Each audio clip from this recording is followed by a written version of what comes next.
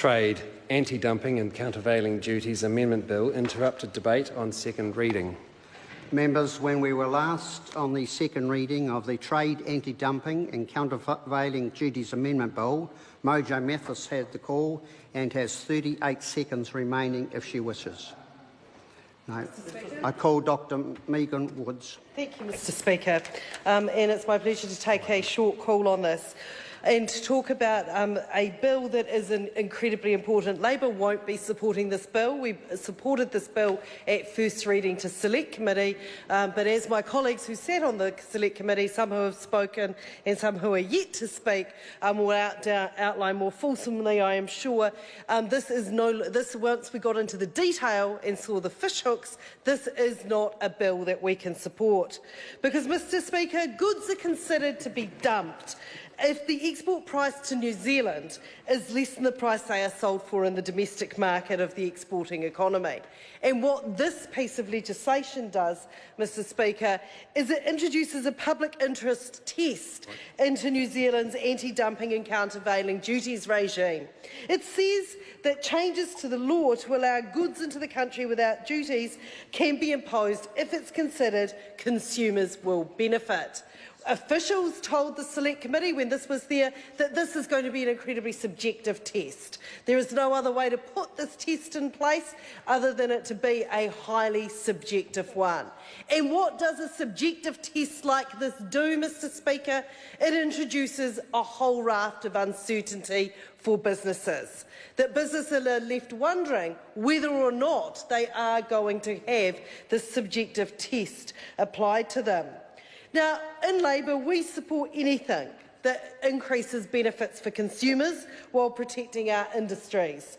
And it was for that reason that we were able to support this bill to Select Committee. But as I've outlined, it's this public interest test that really is the critical thing for Labor and what is stopping us being able to support it.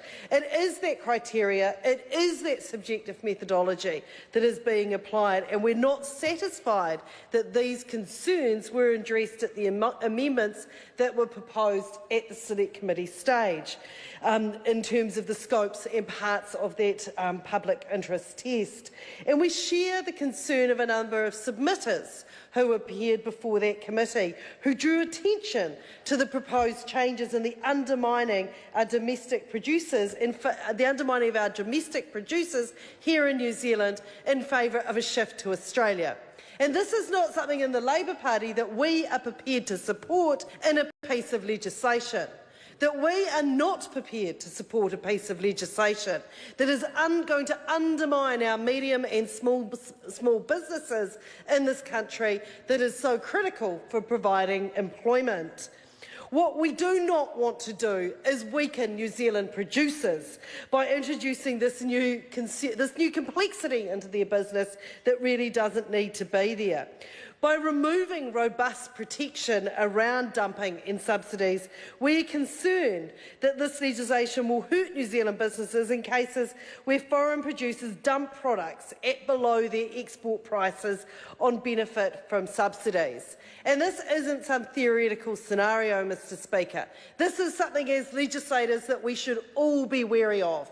It is our job to protect New Zealand's small and medium-sized businesses, not introduce legislation that weakens those protections for no benefit. And we do not see that the public interest test and the benefit to consumer criteria and methodology that is being applied in the case of this legislation is sufficient. The view was shared by the majority of submitters. This isn't something just that we on this side of the House think. This is something that many of the submitters that came to the Select Committee expressed, that they were worried, that they warned that this was a bill that would tilt the playing field in favour of dumped import products rather than local producers and employers or local jobs. And that is not something that we are prepared to support. Why would we spend our time in this House putting in place legislation that empowers foreign companies to dump their products in New Zealand rather than standing up for New Zealand businesses, standing up for New Zealand employers, and most importantly, Mr Speaker, standing up for New Zealand jobs? And that is something that, as members of the New Zealand Houses of Parliament, that we should always have at the forefront of our mind.